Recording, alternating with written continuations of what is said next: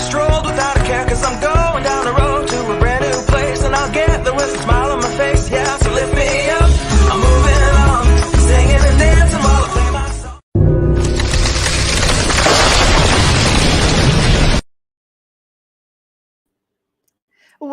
Welcome, your backup plan tribe to this week's show. I'm so very excited to see everybody today. Our show today is called 5 Steps to Clearing the Estate but Leaving the Memories. How important is that?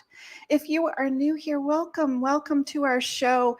If you are a returning subscriber, thank you so very much for coming and spending your valuable time with us, because if you are here for a reason. Definitely share, like, and subscribe to our channel. Talking Taboo with Tina is all about talking about life-changing events with my guests. It's all about those real, raw conversations that we never really get to have with people. It's not like we sit down with our friends and talk about, well, what do you want to do when you die, or what do you want to have for your funeral? We don't do that, and it's all taboo subjects. And so I'm really excited today to have this conversation because when someone passes away, it's just so very, very hard to determine what we want to keep and what we don't want to keep. But everything has a memory attached to it. So I'm so really excited to have Krystal Holm on our show today. And she's coming to us today from Denver, Colorado, and in the United States, of course. But if you are new here, my name is Tina, and I am a best-selling author of In the Blink of an Eye. I am an emergency preparedness coach, a financial expert, and an app developer of Your Backup Plan app right here in Vancouver, BC. I'd like to welcome all of you to our channel. I'm super happy to have you here today, of course. If you haven't liked, share, and subscribe to our show, I'm going to click on that little subscribe button down there in the corner and make sure so that you get all of our shows sent to you directly and you won't miss any. I'd like to welcome my German listeners, my United States listeners, and my Canadian listeners, and now Italian listeners from Italy. You guys are just kicking butt up there, because I keep on having this little, is it Ireland? Is it Italy coming up next for our favorite listeners? But yes, welcome our American and our Canadian listeners, of course. And of course, our German listeners too are next in the top third of our show. Meine deutsche Freunde sind unserem Podcast willkommen. Wenn Sie Kommentare haben, können Sie gern Fragen stellen. Also danke für deine Freundschaft. Danke fürs Hören, meine deutsche Freunde. So let's get this party started. If you have found us for a reason. And, your backup plan app puts your life all in one place in case of any unpredictable circumstance. It doesn't matter what it might be.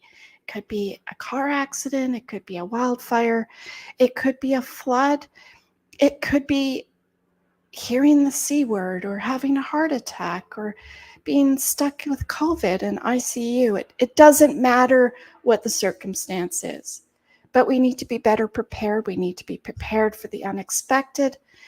One thing we can all count on, and it's funny because we were having a little discussion with Krystal before we came on this morning, and she said something very interesting. She says, we are all born and we are all going to die. And it's funny because I say that in all of our shows. We're going to get sick. We're going to get disabled. We're going to pass away. And how do we take that painful aftermath out of that tragedy is by being better prepared for the unexpected. And we used to be better prepared for the unexpected. We used to, in the little house on the prairie. Can you picture an old wooden structure as a house, and the father would take the brown paper and he'd roll up all the important documents and tie them really tight and stick them up in the rafters or in the attic and say to everybody, that's where all the important documents are. But in 2022, what do? Do we do that? No. But we have all these hidden digital assets on our computers. We have all these reward points. We have all these Xbox rewards and money that we've earned in certain things. And we have bank accounts and investments that sometimes our spouse doesn't even know how to access. Sometimes one spouse does all the bookkeeping, the other one doesn't. Sometimes our brother or sister don't know even how to get into our house. So it's all of these things that I bring to light for you as an assistant to help you get your crap together, get your stuff all in one place, because most of the time we don't know what that stuff is, right?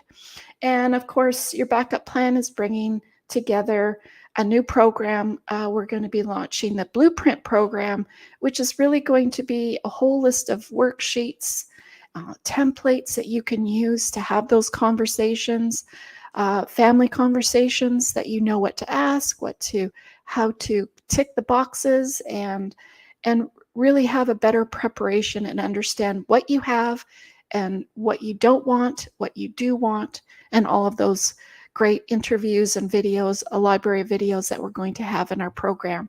So thank you again for coming to our show. Let's get this party started with Krystal, and let's bring her on. There she is. Hi, Krystal. Hi. So Krystal is coming to us from Denver, Colorado today. She's founder of Design Life Studio. She's a feng shui master and a clutter expert, the perfect person to come on our show today to talk about her life-changing event that she had and why she's in this type of world now. I'm so excited to hear your story, Krystal. Well, I am very excited to be here and to share my story with you. So I'm trying to think about where to even start talking about my story and where is the best. I think for me, it really started in my childhood, to be quite honest. My parents divorced when I was young, when I was like 8, and they both remarried like by the time I was 9. And so I think I remember having experienced like my actually it would have been my great grandparents dying and going to their funerals and stuff. But my stepmom was, I think, the first person that really affected me closely or impacted me strongly, right? My great grandparents, I wasn't super close to. I was really young. Like I can remember that they died and going to funerals and stuff. But like it was funny. I was listening to you talk when I was backstage, and it made me think about my stepmom, because you were saying like nobody talks about. But I can remember always she was always saying, "I want to be cremated." Like she was adamant that she wanted to be cremated after she passed away, and that she wanted to be, in the wind and, a little bit off the mountains and this in the ocean. And, she was super clear about what she wanted to. And she actually passed away right before I turned 16. She died of cancer. It was very quick. Actually, it wasn't very quick. It was and it wasn't, right? She was sick for a long time. And she was terrified of going to the doctor. And so she just wouldn't. She bought Maalox by the case and just drank it like it was just straight out of the bottle. Like I can remember just for years just watching her drink Maalox like that was the only fluid on the planet. And but she just wouldn't go to the doctor. She was afraid that they would do surgery or have to cut her open or so. And she'd had, quite a bit of traumatic life experiences that led up to this. So she had lots and lots of reasons for not wanting to go. But when she did finally go, it was stage 4 throat cancer. And she died within 6 months or less. And it was strange at the time because my mother actually wouldn't let me go to the funeral or anything to do with it. Once she got sick, I was not allowed to go there. So I wasn't allowed to be a part of that process. which actually made it really, really hard for me to heal from. Yeah. I mean, still, even, that was 30 plus years ago, it still impacts me, the fact that I wasn't allowed to be a part of that death process. Yeah. And like, she accepted it. She went through the whole finding yourself thing and finally achieved peace with it. But I was never allowed that. So then she was gone, and it was just sort of never dealt with. My dad actually, I wouldn't say he got sick. My dad actually had quite a bit of heart problems at the same time. They were both hospitalized at the same time together on different floors. Oh dear. Yeah, he had a heart attack and bypass surgery. She had cancer and had all of it removed. So she had one of those machines that talked for her, out of the Oh. voice box. And I remember the first time I called, when she answered the phone, I remember it, like, hanging up the phone and terrified. Like, I couldn't think of an answer. Like, what is maybe aliens got my parents. Like, where are my parents? And why is an alien answering the phone? It took like 3 phone calls before I finally got brave enough to say something, and then found out, like, they had diagnosed it. They had done the surgery. They had removed her voice box and given her this machine. And I never did get to see her again after that. But That's gotta hurt as well as the voice. Imagine it's like losing your hearing, losing your voice. yeah. And everything, like, it was just everything about who she was. I mean, I talked to them on the phone a few times, but I like I said, I didn't get to be present for that.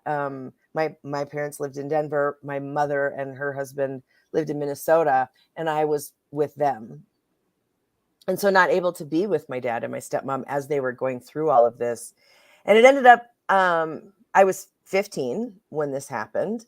And when I was 18 is when I moved from Minnesota to Colorado to my father. And he was still sort of stuck in that place. He didn't have the house or any of that anymore. He'd had to move. But he still had all of her things, like, just in boxes in an empty room in his new little townhouse. Like, it was just, her stuff was everywhere, Yeah. And he just couldn't deal with it. So it was just there in these boxes, and like, he still had the same bed. And I remember he had a water bed with an underdresser, right? And it had 8 drawers on each side. And every one of those drawers was still packed the exact same way it had been from the time I was 9 until the time I was 15. And she passed away. Nothing had changed. And I was 18 now. And it was all still the same.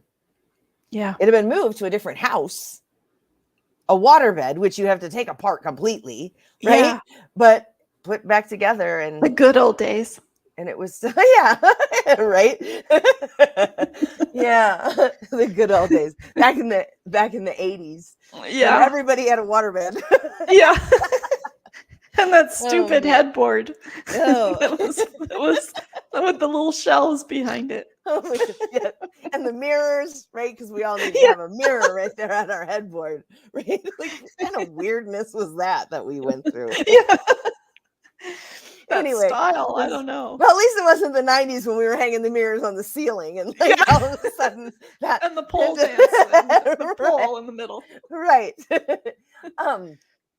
And so that was kind of a thing for me, actually, when my daughter was born when I was 18.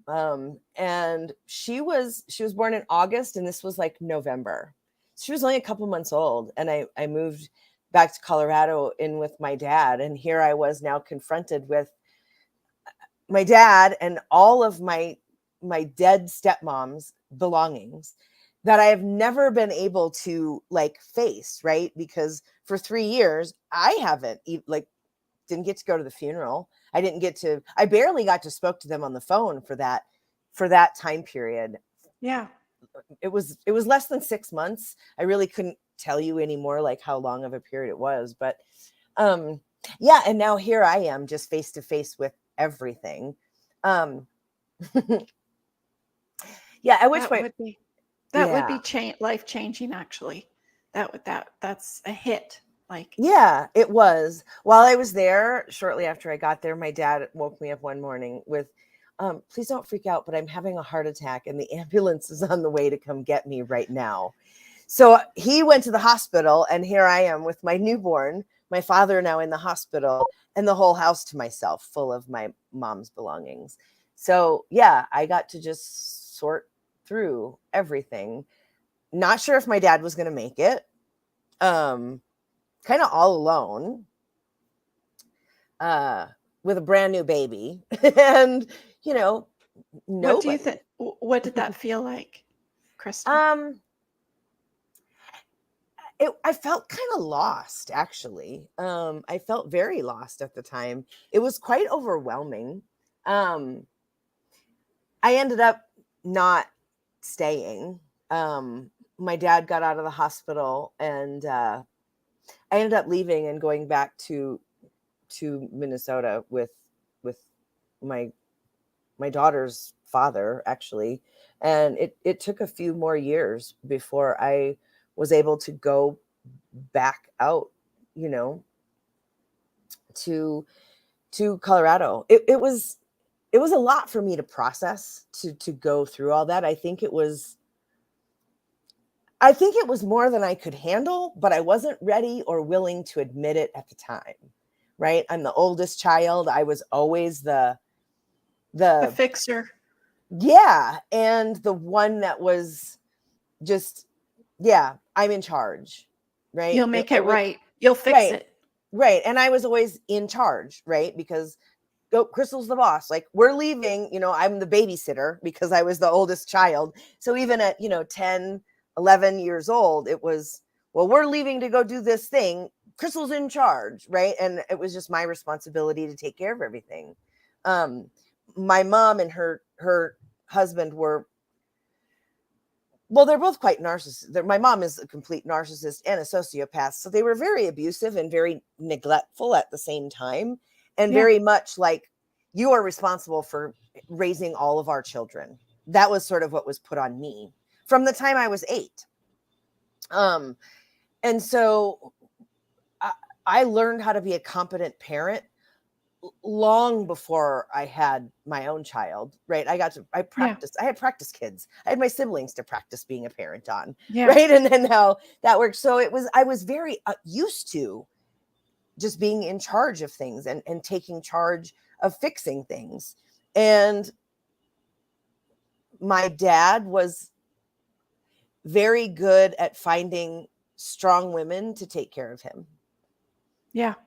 And So mhm. so how did it result with your dad? Because now you'd have his mess and her mess if you didn't go in and do anything Yeah. before he passed away. Yeah. And I dealt mostly with her mess and not his, because he was still alive and his mess was bigger, right? Because at that time he was,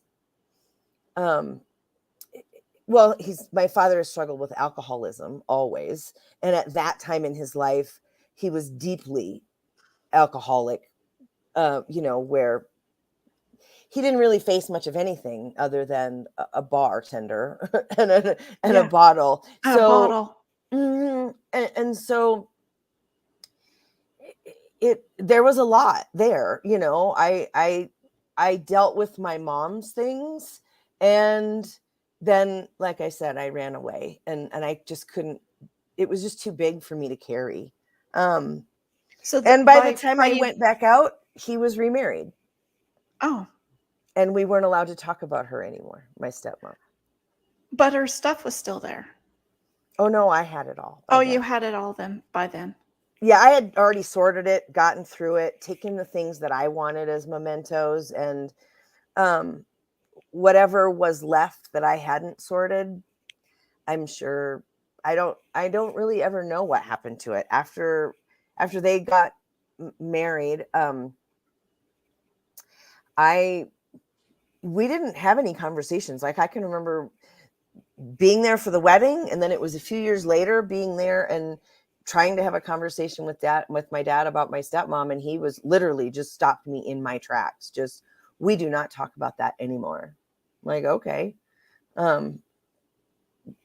I guess we just won't talk about that anymore. And it was Right. very uncomfortable for me that I was not allowed to talk about a person that was incredibly important in my life. And I was 26 by then. So I didn't need a new mom, right? I didn't need a Yeah. mom at all. So that part was very difficult And to plus, sounds like she was a really good friend of yours, which would my have really my hurt too. first stepmom. Your Oh, stepmom, yeah. my first stepmom she was everything to me. Yeah, um she was kind of my savior, if you would call it that. Like I said, my mom and her husband were incredibly abusive, Yeah. violently abusive. And my stepmom was, yeah, she was the person. She was the person that I chose to as my mentor for the person I wanted to be, because I made a conscious decision that I wasn't going to be anything like my biological mother, Right. which is a whole different story. But Yeah. Yeah. yeah, I admired her incredibly. She was my hero. Yeah. And then you got sick.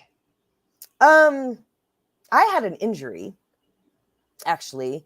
I had an injury as an adult that, well, I had a whole bunch of injuries, and then I finally had one that culminated in I couldn't walk anymore. It put me in bed rest for almost 3 years. Wow, that's And a long time, yeah, it was a Krystal. workman's My good. comp. It was a workman's comp situation. So it was more because the insurance company denied every single request to go to the doctor, and just literally tried to force me to prove that I actually had an injury. And so it was a lot of unnecessarily fighting and then crap. Yeah. And I suffered for it. But as a result, like, I wound up in that same sort of stagnant, cluttered place, just because my body was like shutting down, right? I felt Yeah. like I was turning to stone, really, is how I best describe it. Well, it was Yeah. probably a whole accumulation of things, and then that on top of it was just enough to put you over the edge, so Yeah. to speak. Yeah. Yeah. After that was in 2016 that I had that injury. So after this many years of living with it, and I do a lot of yoga for sure. But what I notice is I can definitely look at every single joint in my body and tell you when and where it was injured. And it's still there, right? It's still Yeah, working its way out. Yeah. Crazy. always. Yep. So that really made an impact after that, then, when you had all these life experiences of these to put you in the declutter mode to help other Yeah. people. Yeah, for sure. I mean, that was the interior design and that energy thing. That was always like a passion. The energy thing actually came from my stepmom. She was the first person to teach me about. She taught me about magic at the time. But after studying it and really just understanding, it's just another energy Yeah, modality, right? And yeah, so, but I wound up with feng shui being my thing, and then the clutter sort of just was a natural result of that. When I started working with clients, they would all get stuck in the clutter, like it just, and they couldn't move past it. And so it was just something that I studied on my own, like the psychology of it and trying to understand how, because like my dad was stuck there, right? And yeah.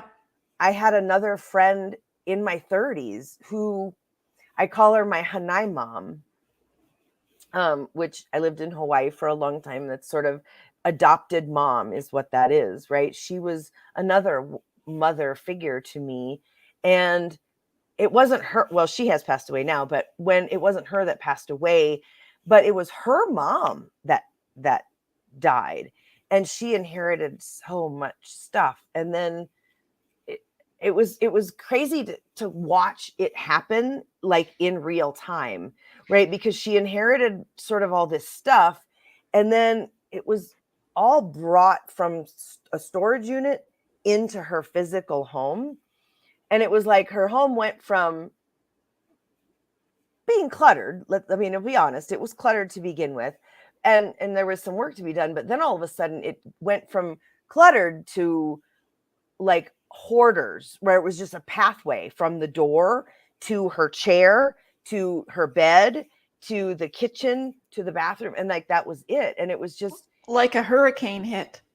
Yeah, it was just like she got dumped on with everybody's stuff. After her mom died, she just inherited all of it. And where does it go? And so it was like literally 3 feet of stuff, like just boxes up against the wall. And it would be 3 feet in from the wall. Like you've got a whole new wall built out of boxes. But she didn't know what to do with it. And then, of course, the depression from having lost her mother, that part takes a while to get over.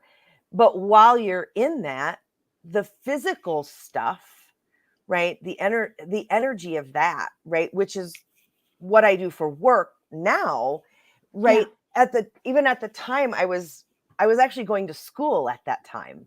So I was sort of studying and watching it happen in real time, like as I was experiencing this. And yeah, her person even went from more of a, I don't want to say boisterous and outgoing, because she was not that, but she was definitely more not even extroverted, but she was more out. Then after her mom died and that everything came in, she almost just shut down, and you could see the energy just stagnating as the stuff came in, and the longer the stuff was there, and then it was like more stuff on top of that stuff, right? It's clutter just sort of breeds its own clutter, and it's like as it grows, the more and more stagnant she got, the older she started to look physically, and probably felt. Yeah, you could see it in her movements and in the way she and sometimes I think we put it all down to someone passing away, and the other person's just sad and they grieve, and they're getting older. And I think that's what we think, but a lot of it has to do with this stuff now. Changes your whole personality. It does. And I think the two things definitely play a part of one another, because but there is an energetic, like everything is energy, right? And so I definitely, the things that we own become imbued with our energy. But then when that energy, right, you know what it feels like, right? Just like what a hug from your mom feels like, what her energy smells like, what her skin smells like, what your mom feels like. So when you have her belongings after she's passed, you can feel it. You can feel that energetic imprint. It will wear off over time, just like the smell will go away. Yeah. But the energy fingerprint takes a lot longer, and it lasts until it's cleansed. Really, it's an attachment there. It's a part of it. And so it really does weigh the energy down heavier, right? Like dead weight, right? Dead weight is heavier than, 120-pound person somehow weighs way more than that when it's dead weight. And the same is true for your things. That energy gets heavier and really weighs you down so much more. Mm-hmm. So, I mean, it's hard enough if you are an employee and work for another company, but to have your close one, whether it's a parent or a relative, pass away, and you work for yourself as a self-employed individual with your own business, you can imagine how that accumulates into your world, and how it will restrict you and change you. And people don't realize what an impact that makes. And it even complicates people more when you get all their stuff, but there's so much stuff missing, like the stuff that you actually need, like the important stuff, like, what their accounts were and what they wish to have happen. And, all of this stuff that you really want, but you get all the other stuff that Right. The stuff affects you. that didn't, right. The stuff that affects you emotionally, but doesn't really Help you.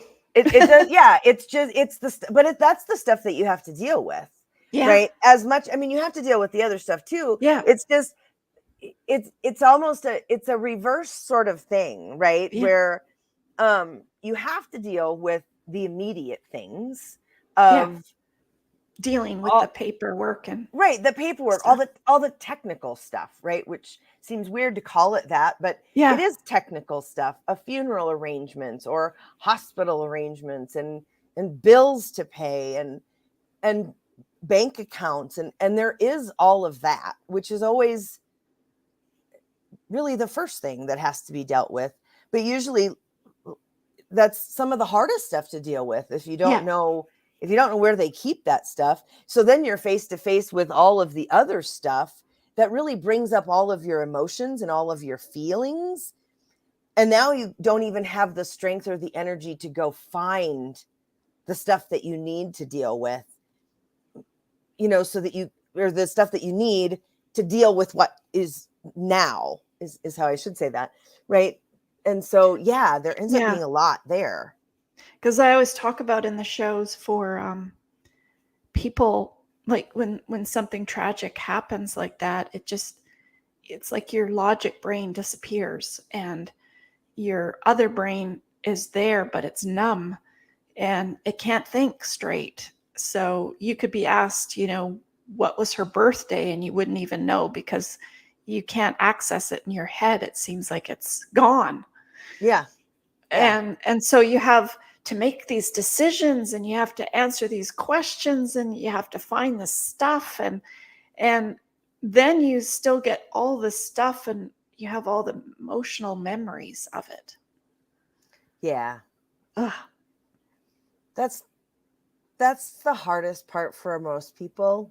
I think that might be the second hardest part. I think the hardest part is dealing with the technical stuff when all you want to do is be emotional. And then dealing with the emotional stuff when all you want to do is not be emotional. Just, yes. You know what I mean? Like, I think it's that, those two things combined, right? Because now you're like, your emotions are wore out while you've been dealing with the technical side of things and trying to just process in your physical body. And now you get to turn around and it's like, crap.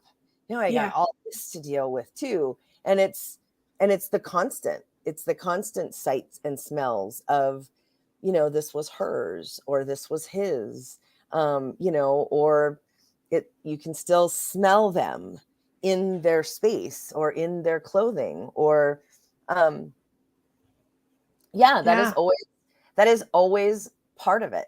I always say when we have a treasure box in our program, and it's the last module. And so what I want people to start doing is putting their favorite things together. If it's a monthly thing or an annual thing, or it could be photos, it could be videos that you do, it could be recipes that you write down because everybody in the family loved it, or it could be knitted, a knitted sock or crocheted something, or music or poetry or your handwriting, just to see, somebody's handwriting. So I talk about all the different senses, the smell, the smell. You can never, like, you can close your eyes and you can feel it and you can feel them. Yeah. And it could be a teddy bear or a little dog they liked or something too, but or that favorite shirt that they wore and it still has their scent on it. Right. So it must be really hard to work with clients because, I mean, it was hard enough that you had to go through it yourself as well, but you must have a lot of empathy for those situations. Um, I like to think that I do. It's one of the things that I do hear from my clients a lot is, most of them struggle with the clutter part, right? And they have a lot of shame around it. And one of the things I hear from them all the time is that they never feel judged. And that I'm very easy to just talk to and to kind of just let Make it all decisions out. from. Right. Yeah. And but sometimes just being able to talk about it and let it out then allows you to make decisions.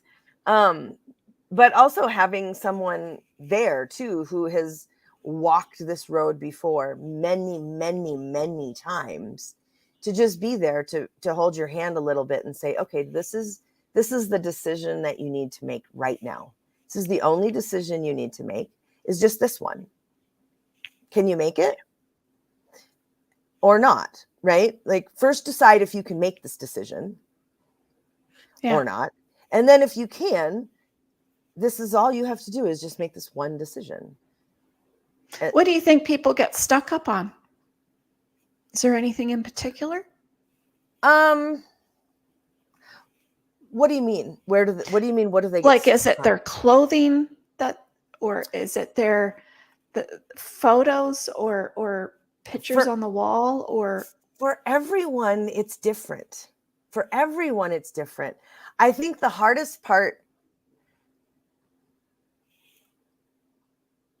I think it depends a lot on how they deal with death and what are their thoughts about it. Because, like, I can think of different examples, right? Like when my stepmom died, right? She was in the hospital. My dad was in the hospital. It was a very short time period of, you're going to die, until she was dead, right? And there wasn't a lot of alternatives. There was not a lot of, there's anything we can do to save you. We've done what we can. This is about how much time you have left. And so it was a very rushed process, right? Whereas, like, my grandfather, when he passed, it was long and drawn out. And so it was I think people had a lot of time to process their emotions while he was still alive, right? And so, like, my dad hoarded everything, but my grandmother, she took all my grandpa's shirts and turned them into pillows, and we all got pillows. And so it's just a different way of, I think, processing the grief. Right. I feel like my stepmom was taken from him, right? I feel like he felt that way too. He wasn't ready for her to go, right? And so he held on to her things as a way of holding on to her. And he wasn't even really ready to let go of everything when I decluttered stuff. And it wasn't until he was remarried that then he was like, oh, okay, I'm done with that. I'm done with it. We just don't talk about it now. Whereas on the other side, like my grandpa, well, I mean, he had polio when he was a teenager. So he was disabled always. And polio will shorten your lifespan anyway. So that was always a thing that was very talked about. Like, it was not a thing. As he got older and got worse and his health deteriorated, it was talked about. It's time. Like, we'll stay as long as you can, and then when it's time to go, you can go. And his passing was very peaceful.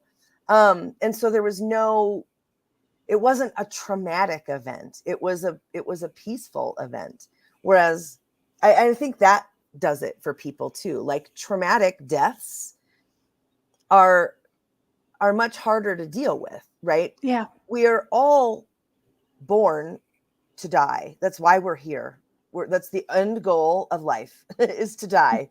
But we spend a good portion of life being taught to be afraid of it, right? Or to avoid it. Well, yeah, you want to avoid it for the most Avoid part, it, but not talk about it, not deal with right, it, not we won't even, we pretend like it's not happening. We fight it like it's like we're not, like it's not supposed to happen. Like somehow if you die, you failed. You failed at life if you died, right? And if you and your doctor failed, and like we're not allowed to die. And that is an awful way to live, because now it makes it creates it a burden. Literally, it puts this burden on us from the time we're born for our whole lives. Oh my God, I'm gonna die. If I'm not successful at life, I'm gonna die. And so we have this huge burden already placed on us. And then when someone dies, now we take on that burden of, well, they died, it's my fault. No, they were supposed to die. That was what their life was about. The when is a question. Yeah. The when's always a question. And how? Right, the when and the how. And so, you try to do your best to not kill yourself on accident, right? Yeah. But Yeah. while enjoying your life, you know what I mean? Skiing accidents, motorcycle accidents, car accidents, boating accidents, accidents that happen that kill you while you're enjoying your life. Yeah, but death is supposed to happen. It's just, we forget that, I think, because we're taught so much. And I don't want to go into a lot of but religion is a big factor in teaching us to be afraid of death and to handle it in such a toxic way. And so, yeah, I think if we had a healthier relationship just with it from the get-go, we would struggle a lot less with the actions that need to happen afterwards. Like it would be a joyous thing instead of like crying over the stuff. Now it's and fighting and I wanted family this. fights. And Oh yeah, that's another thing too, right? Because that's the other part of the obligations of, well, I'm inheriting this when you die. Well, great. Do you actually care that I'm alive, or do you just want my stuff? You know what I mean? It sort of becomes that its own entity. Yeah. Right. There's so much like, all right, do you want the thing because you want the thing because it reminds you of the person, or do you want it because it's valuable, or do you want it like what? Because your sister got it, so you want it too? Right. Like, what are the things? And so I think we get stuck in all of the human emotions. Yeah. Of all of that, jealousy, and even jealousy of when they were alive and had something that you wanted and for whatever reason couldn't have, or didn't have, like, so there's a lot of stuff that we get stuck in around clutter, mostly, and basically because everything we own is a reflection of who we think we are. Yeah. Do you start at a certain spot with someone when you go into the client's house and someone has passed? Because when someone's passed, it's always different than just going into their home and saying, well, I've started this business and I just find I have too much stuff and I'm not organized and I want to get help cleaning it up. Uh-huh. So that is different than going into someone's house and saying, well, my partner passed away and I don't know what to do. Yeah. Well, so I kind of always start in the same place with people. I don't go into anybody's house anymore. Everything that I do is virtual, just like you and I are talking about right now. Oh, wow. So yeah, so I actually really help them face their own clutter. So it's not me doing it for them. It's not me fixing it for them anymore. It's me teaching them how to do it themselves, which really gives them an opportunity to heal through the process. Mm-hmm. I've developed my own method for how to declutter. And so I walk them through that first. It's the first part of how I work with clients is I teach them this method of decluttering and these 5 steps and how they need to look at it. And I start with really talking to them even more so about what it is, what their clutter is, and not and about that relationship, right? And so, I mean, Yeah. I have the conversations. Each client is different, so I can't say we always start like whatever in the bedroom, or we always start in the In the here, or we always kitchen or start whatever. right, or we Yeah. always start with this thing. I always start with where they are, and so that means they lead the conversation. Will they talk about, well, I can't deal with this stuff, or I don't know what to do with this stuff because I Yeah, that's usually exactly where they start. I don't know what to do with this. Sometimes it'll be specific things, right? It'll just depend, right? I had a client not that long ago who her mother is actually still alive, but she has dementia, and she she is gone. The person that was her mother is no longer. The body that is her mother's is still walking around. So she's had this time period to accept the inevitable death that is coming of her mother. But now they're sort of still dealing with the property, right? Because mom has been moved to an assisted living place, but they've had to do this, all the processing. When mom was still, what's the word that I want? mind Functional? wise, There, functional yes, mind. yes, yes. Functional mind was. Aware, competent, maybe that's the word. Yeah. Yeah. When she was Competent. still Yeah. aware, she would talk a lot about, like, she had this crystal collection, right? Her husband bought her crystal everything, right? She loved it, and That's really funny because I was just thinking of that the other day, how many older people have crystal and how many millenniums or Gen X have crystal. They probably don't even know what it is. right, and she had a huge collection of it, bowls and dishes, and she had the whole formal dining room set full of all this crystal ware. And none of the children, I think there was 3 children, wanted it. None of them care. They don't want it. They don't, I mean, It doesn't it mean anything to doesn't mean them. anything to them. It was their mom's. Her mom loved it. That's why their dad bought it. But the mom was very concerned. Who's going to get this when I die? Who's going to take it? Who wants to inherit this? We put so much obligation on people too, with who's taking my stuff. I need to make sure that my stuff will live on forever. That's the other side of things that we do Yeah. before we're dead, right? That's the other side of, we put that on the living. We leave that burden for our living descendants, which is a really shitty thing to do also. Yeah. And so this is what she was doing, was this, who's going to take my crystal? Well, none of them wanted it. And so my client, and this was before she became my client, had agreed to take it. And she was like, don't worry, mom, I'll take it. It'll be fine.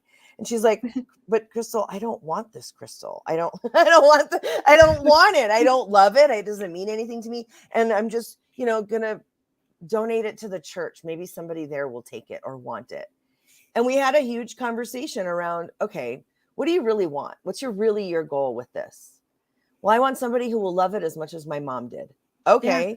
Do you think just dropping it at the Goodwill is going to find that? No. Do you think dropping it at the church is going to find that? Well, no.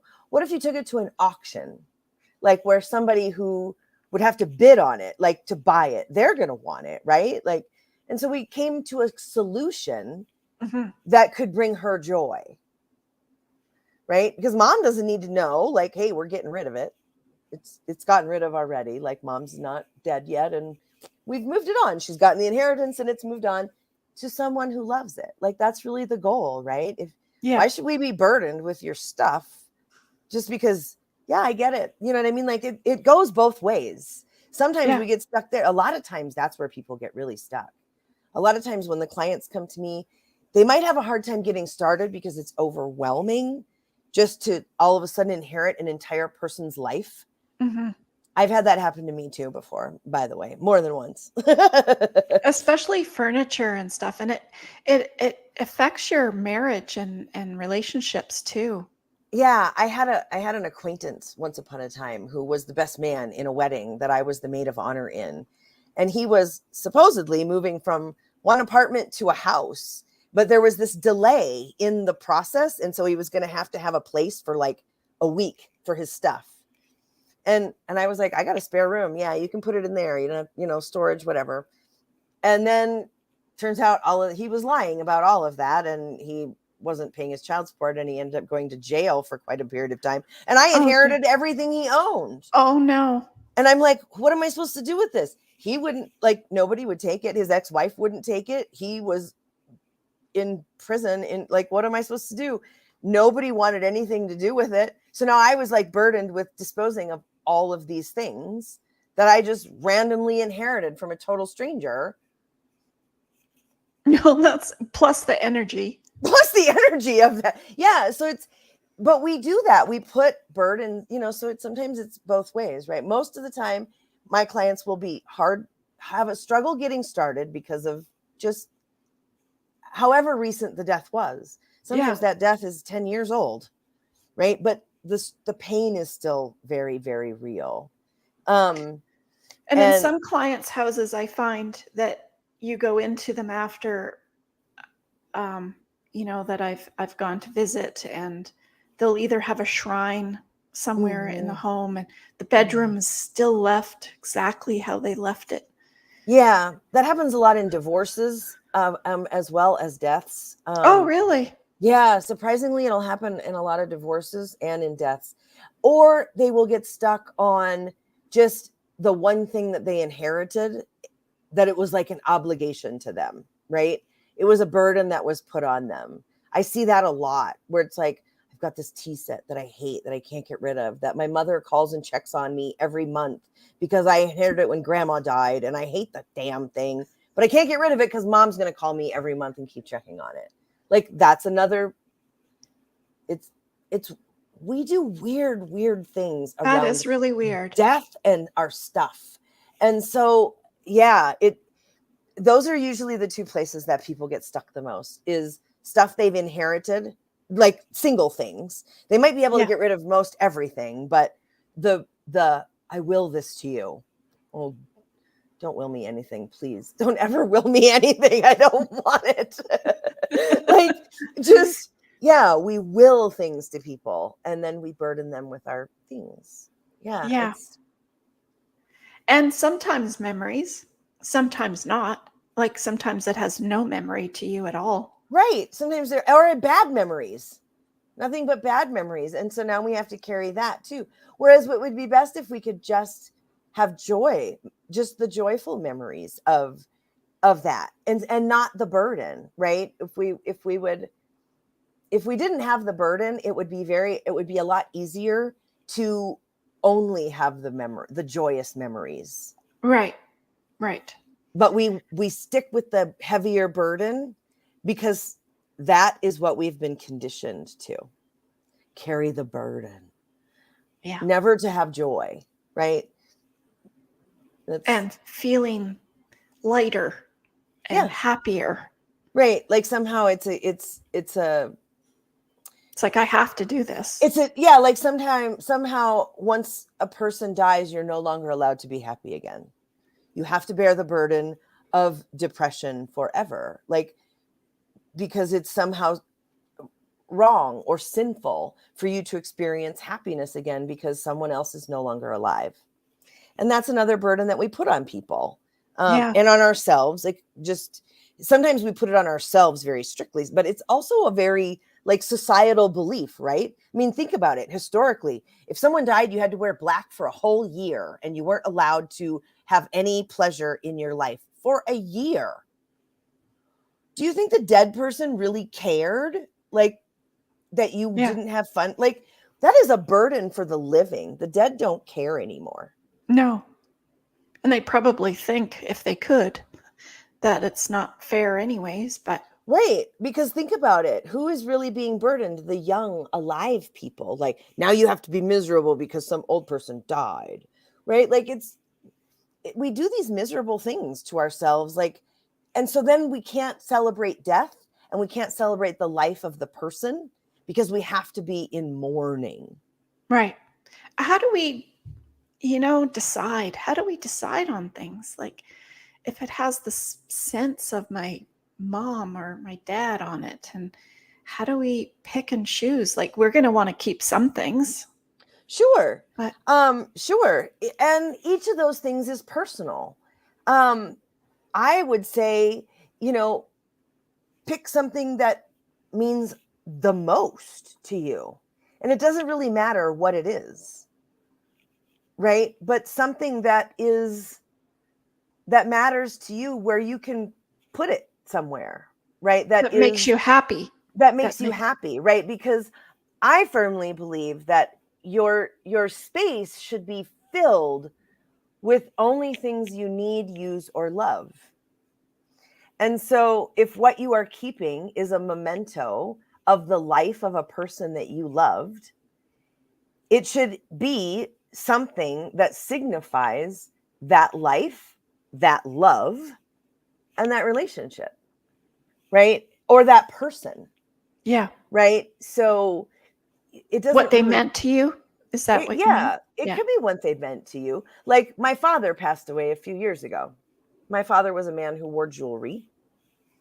He wore a necklace always, and he had several rings. Well, mostly he wore like his wedding ring, and then obviously he had previous wedding rings from like my first stepmom. But and my sisters would want those things.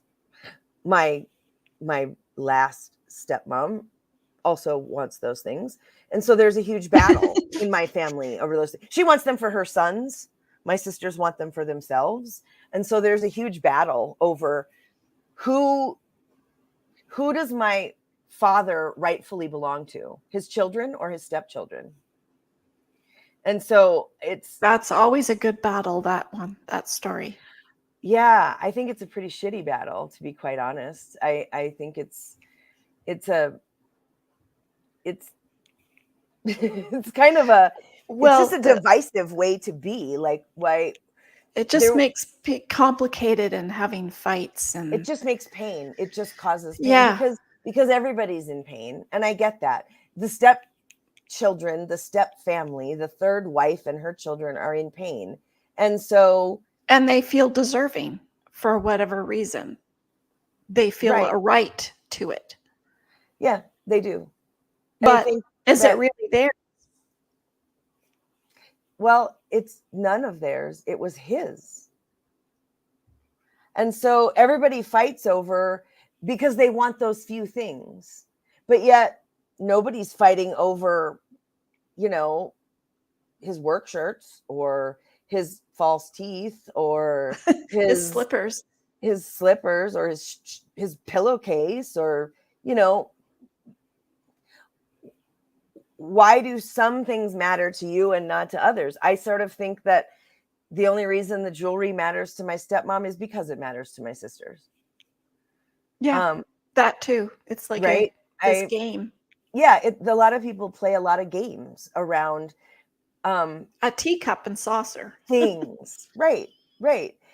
That would mean something, right? Like if that was your thing, right? You had tea every Sunday morning with your grandmother from the time you were born until the time you were 50, right? Yeah. That teacup might matter to you, right? Or maybe her teacup would matter. Maybe you want both teacups. You want her teacup and your teacup. Like, you know what I mean? If that was a thing, but if it was a tea set that grandma had that you never ever used, but it is worth $1,000, does it really matter to you, or does it just matter because it's worth $1,000?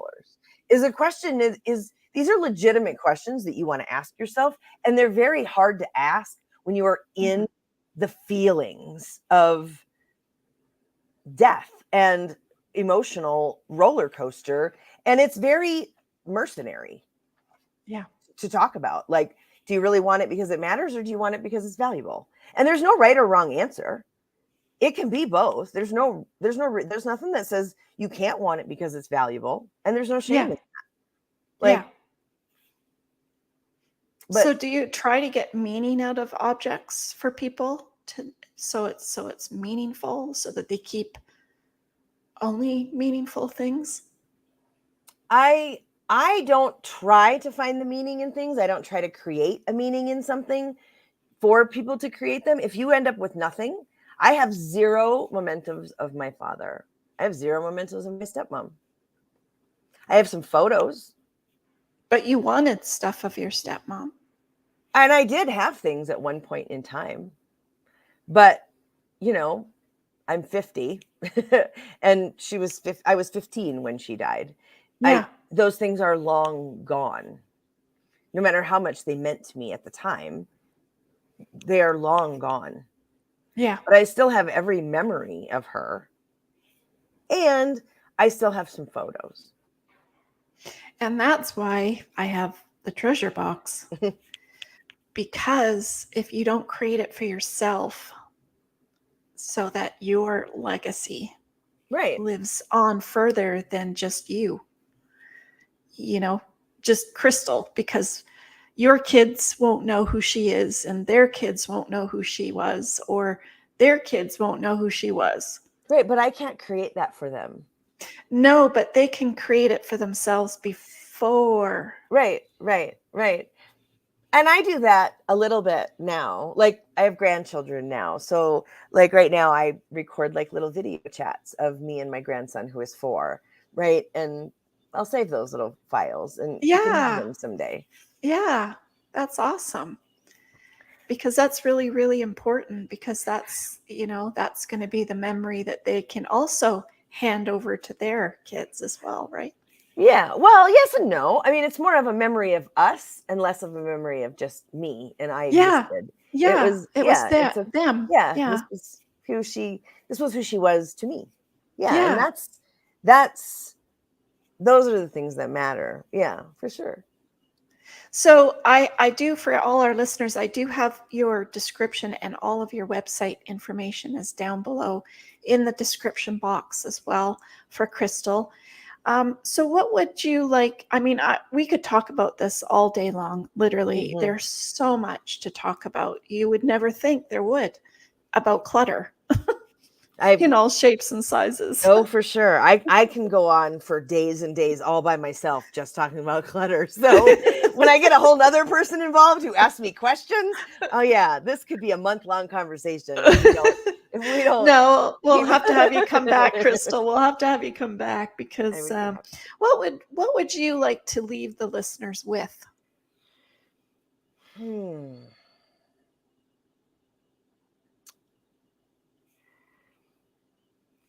It is going to be okay.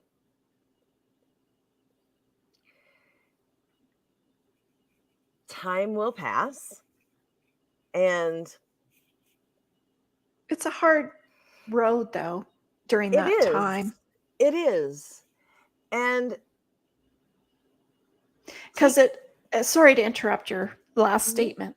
I just feel it from you somehow. I don't know why, but I just think no matter what kind of relationship you had with that person, good or bad, yeah, like you loved your mom or didn't like her, or didn't talk to her or did talk to her, or spent your weekends together, like whatever the scenario is, right.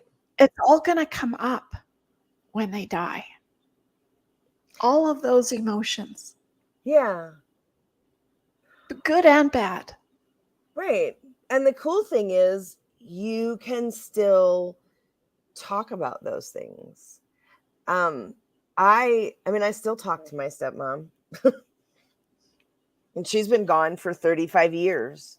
Yeah, but she's probably still there, so Yeah. she's And so I still talk to her. I still am very intentional about conversations. When I need to talk to my mom, I yeah. do. Yeah, awesome. So Um, sorry to interrupt your great last statement. no, and I think that's part of it, right? I don't necessarily, it might sound like a weird thing to say, but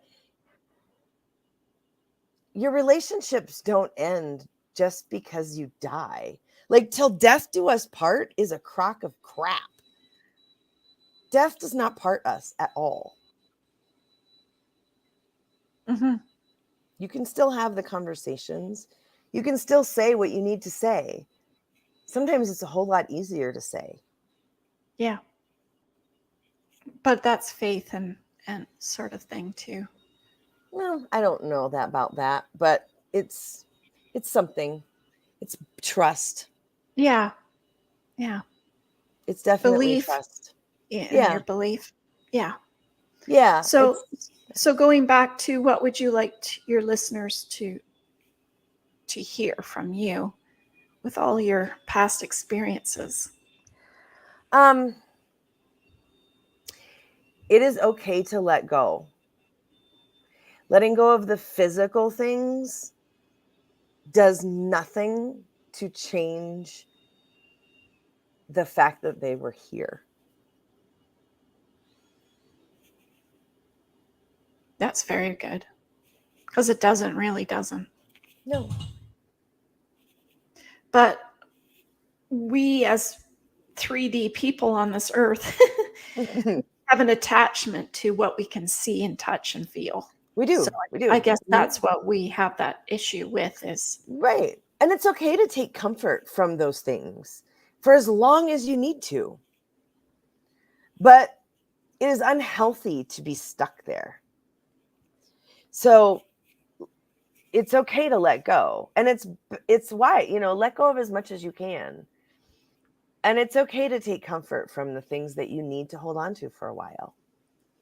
So you don't have like a system where you say, okay, you can only keep 3 things. I absolutely have a system. But it's not like that. Okay. I think that system is pretty toxic, actually. Yeah, if you ask that would be me. hard. My system is a 5-step system for decluttering.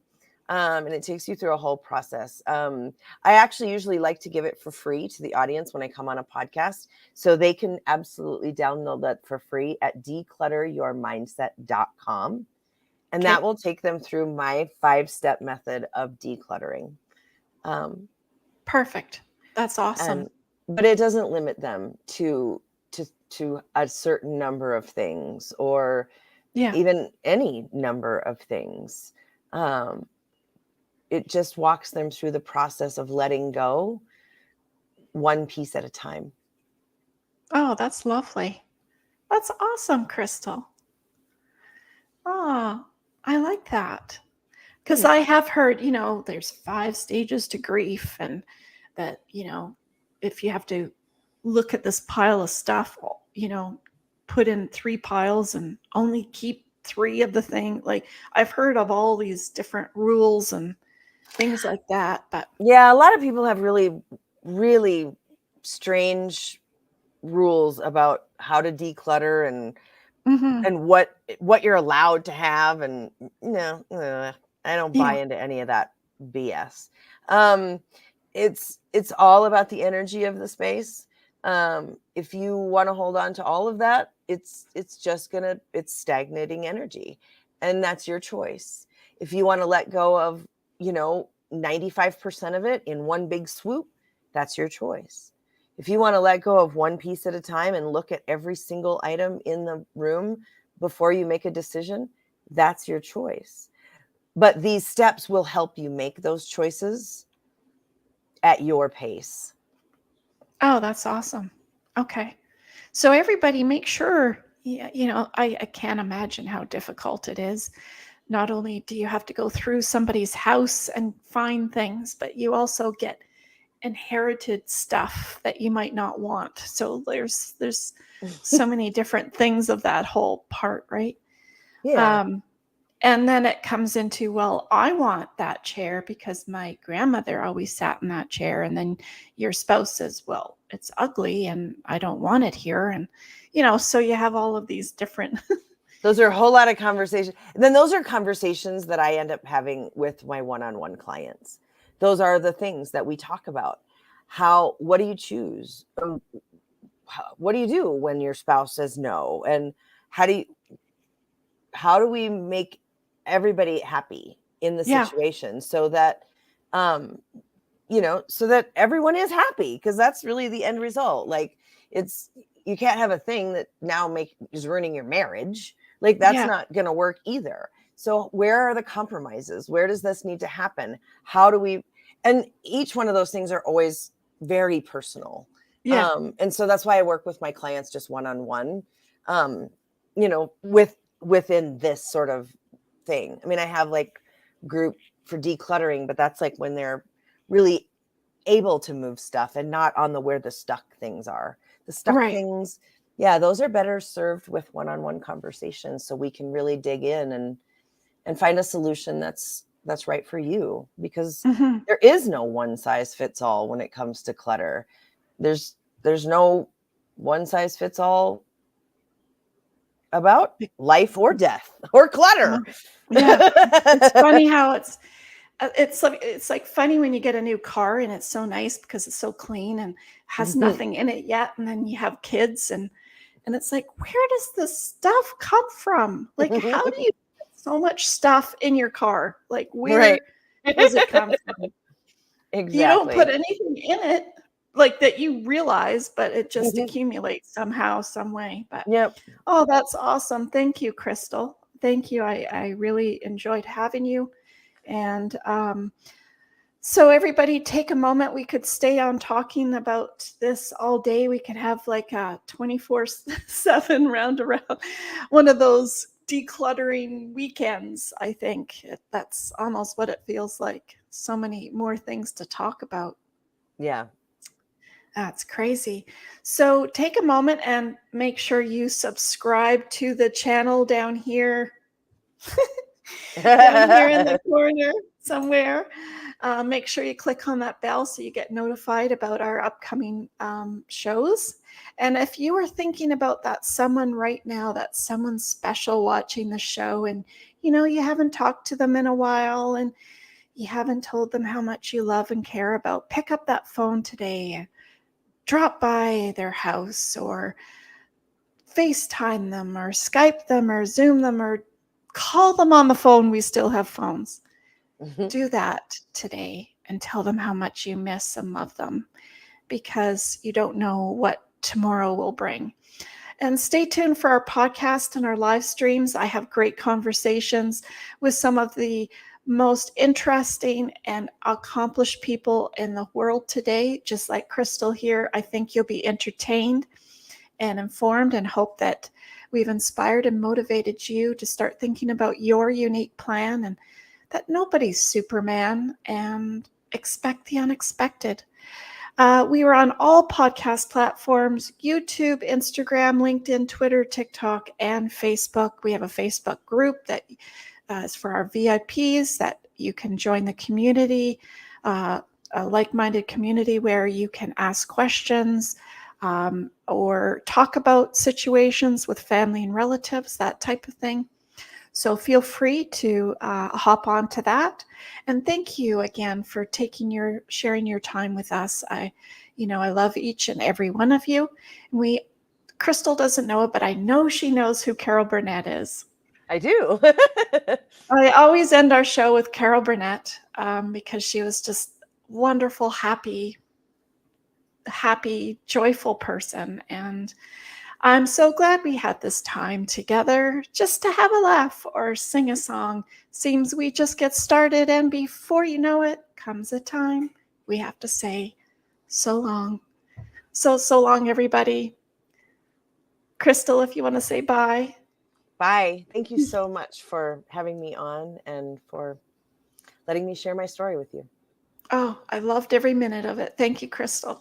Bye. And stay safe and be kind, everybody. Expect the unexpected. Bye for now.